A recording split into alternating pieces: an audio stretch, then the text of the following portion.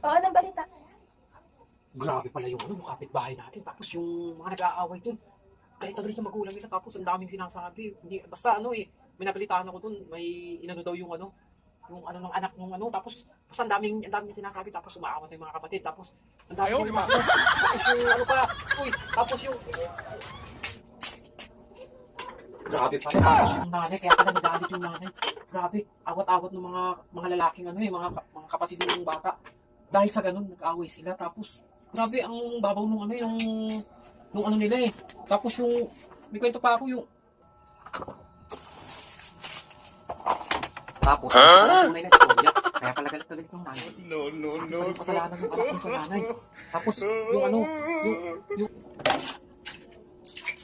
tapos, kaya pala yung anak galit na galit yung nanay. Ano ba? Nandito ba naman sa CR?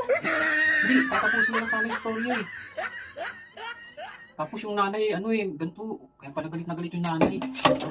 Ang dami palang kasalanan ng anak na. Grabe. Kaya pala galit na galit yung dalawang lalaki. Buti naawat yung dalawang lalaki kapatid. Grabe pala. Tapos ganito pala yung tunay na istorya nangyari. Kaya pala galit na galit yung nanay. Ganito pala.